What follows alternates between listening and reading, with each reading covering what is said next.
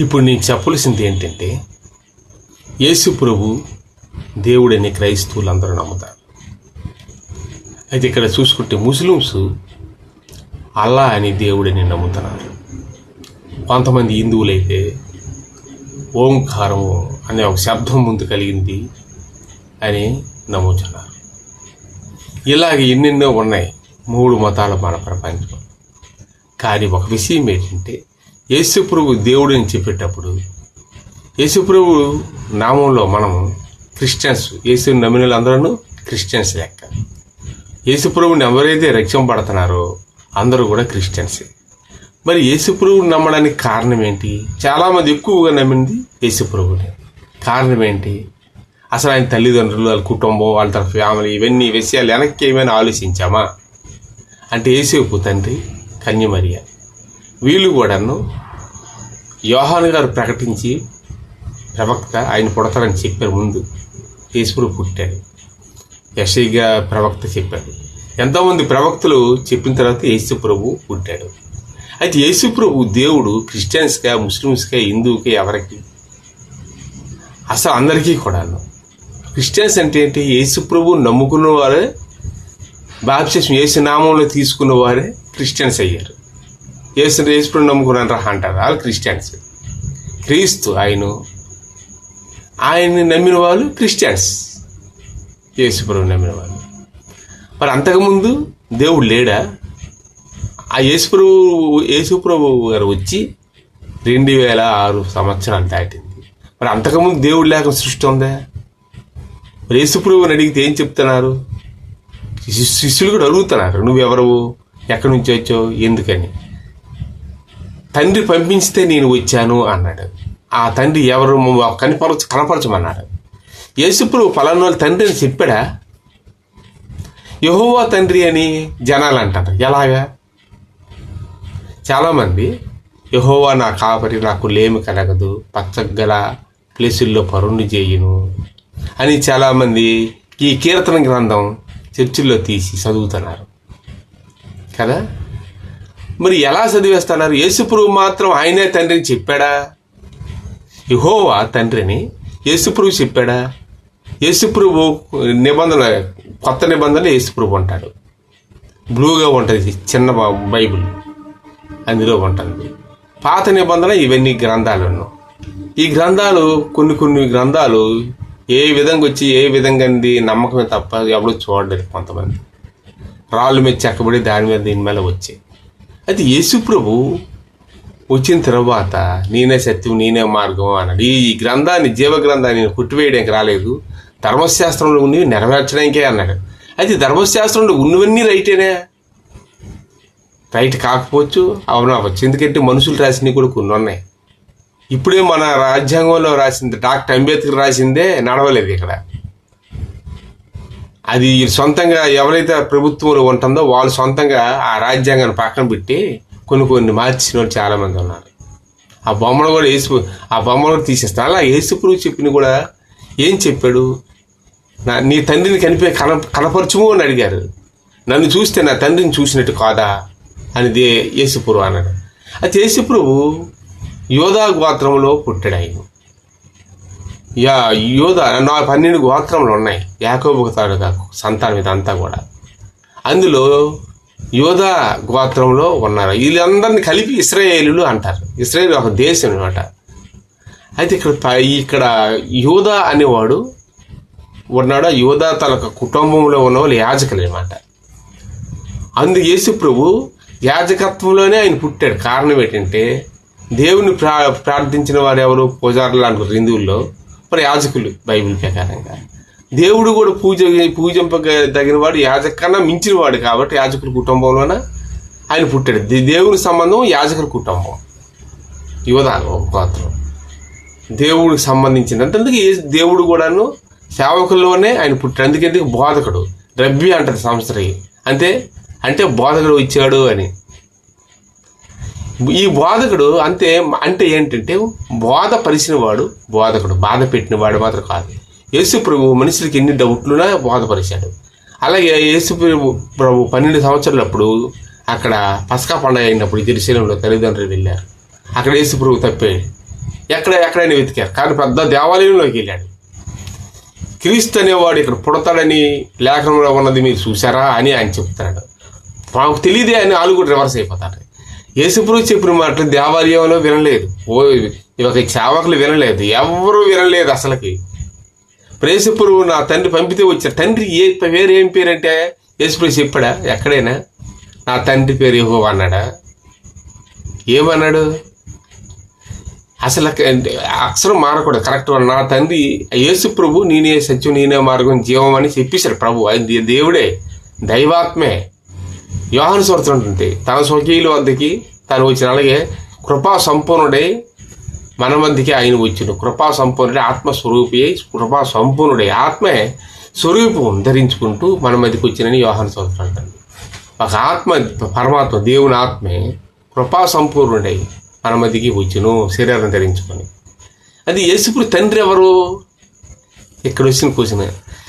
ఏదైనా ఉంటే నా కామెంట్లు పెట్టండి. యేసుప్రభు స్వయంగా చెప్పి 4 సువార్తల్లో, సువార్త కొత్త నిబంధన పాత నిబంధన 2 ఉన్నాయి. పాత నిబంధనని కొత్త నిబంధనని జతపేసి చేర్చారు, యేసుప్రభుని ఇందులో కలిపారు. మరి ముస్లిమ్స్ ఖురాన్లో యేసుప్రభుని నమ్మరా? అందులో కొత్త నిబంధన లేదా? యేసుప్రభు అందులో కూడా కొత్త నిబంధన ఉంది. యేసుప్రభుని కూడా వాళ్ళు ఒక ప్రవక్త అంటారు. అది ప్రవక్త అంటే జరగవలసింది మనకి అంతా తెలియవలసినవాడు ప్రవక్త. ఇస్లాం అని అంటారు అన్నమాట. ఇస్లాం అని అంటే ఏంటంటే ఈయన ఒక ప్రవక్త. ఈసా అంటారు యేసుప్రభుని. సరే, ఈయన ప్రవక్త అని నమ్ముతారు. వాళ్ళు యేసుప్రభుని కాదంటారా? వాళ్ళు కొట్టివేయలేదు. అందులోన ముస్లిమ్స్ దాంట్లో ఈయన ప్రవక్త, దేవుని గురించి చెప్పబడిసిన వారు అని. మరి వాళ్ళకి దేవుడు ఎవరు? అల్లా ఎవరు? ఇంకా వెనక్కి వెళ్ళిపోదాం, కొన్ని సంవత్సరాలు వెనక్కి వెళ్ళిపోతే దావీదు వంశం వెనక వెళ్ళిపోతే అబ్రహం గారి వంశంలోనే అబ్రహం రెండో భార్య ఆగరు నమ్మిందే అల్లా. వాళ్ళ ఒక ప్రదేశానికి వెళ్ళి ఆగరు నమ్మింది అల్లా. మరి ఆ ఒక హాగరు తాలూకు వంశంలోనే ఇస్మాయిల్ అందరూ పాలిచ్చారు అల్లా అక్కడ. మరి అది చాలా పరిశుద్ధంగా ఉంటారు వాళ్ళు కూడా. యేసుప్రభు మా తాలూకు ప్రవక్త అయ్యి ఇచ్చారని వాళ్ళ గ్రంథంలో కరెక్ట్గా లింక్ అయ్యి ఉన్నది, బైబిల్లో లింక్ అయ్యి ఉన్నది.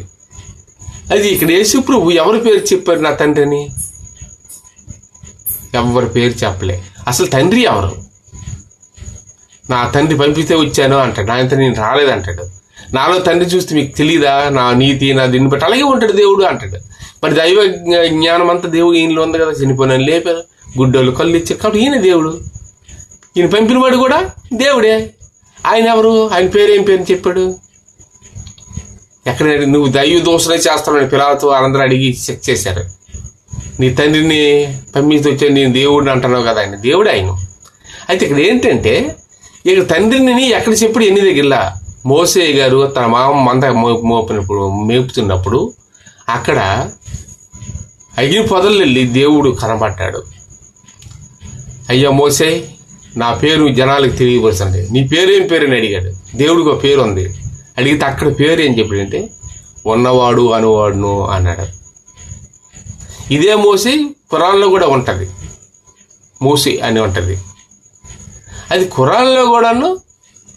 మరి అల్లా ఎలా వచ్చింది అనుకుంటారు? ఎలాగా ఆ పేరు? ఎలాగా? మహమ్మద్ ప్రవక్త, ఆయన కూడా యేసుప్రభులాగే ఒక ప్రవక్త ఆయన పుట్టారు. ఆయన కూడా ఏం చేశారంటే ఆ మహమ్మద్ ప్రవక్తకి కొన్ని దేవదూతలు వచ్చి ఇలాగే ఆకాశంలో ఉరుములు పడడం, మెరుపులు రావడం అనే సందర్భాలు యేసుప్రభు పుట్టినట్టు సేమ్ టు సేమ్ ఉంటాం దగ్గరగా. ఆయన అనమాట ఆ ప్రవక్త, నా పేరు అల్లాహు అంటే ఉన్నవాడు అనువాడే లెక్కే వచ్చేస్తుంది. కూడా ఎప్పుడు ఉన్నవాడు, మరణం లేనివాడు, కరుణమయుడు, సేమే అర్థమవుతుంది ఉన్నవాడు అనువాడు. మరి ఈ యెహోవా ఎవరు? మోసే గారు ఎన్నో సంవత్సరాలు అయిపోయిన తర్వాత, ఎర్ర సముద్రం విడిపోయిన తర్వాత 40 రోజులు ప్రార్థనకి కొండ మీదకి వెళ్ళేటప్పుడు, సినాయి పర్వతాల మీదకి వెళ్ళినప్పుడు వచ్చేసరికి వీళ్ళు ఐగుప్తు నుంచి బొమ్మలు తెచ్చుకొని యెహోవా వీరని ఆలని వీళ్ళని సొంత కవిత్వంతో రకరకాల బైబిల్ గ్రంథాలు చేసుకొని ఆయన వచ్చేసరికి వీళ్ళు లోకంలో పడిపోయారు. అక్కడ దూడబొమ్మలు అవి తీసి రకరకాల దేవుడి పేర్లే మారిస్తారు. వీళ్ళు ప్రవక్తుల మాటలు మనం వింటామా? వీళ్ళ మాట వింటామా? మోసే గారు ఉన్నవాడు అనేవాడని చెప్పాడు. అల్లా అని ఆయన మహమ్మద్ రఫీ గారికి, మహమ్మద్ ప్రవక్త గారికి చెప్పినప్పుడు కళ్ళ ద్వారా దేవదూతలు మాట్లాడి ఈయన పేరు అల్లా దేవుడు అని మాట్లాడిన తర్వాత అల్లా అనే అర్థం కూడా దానికి ఉన్నవాడు అనువాడు, మరణం లేనివాడు, ఎప్పుడు ఉన్నవాడు, రూపం లేనివాడు అని అర్థం.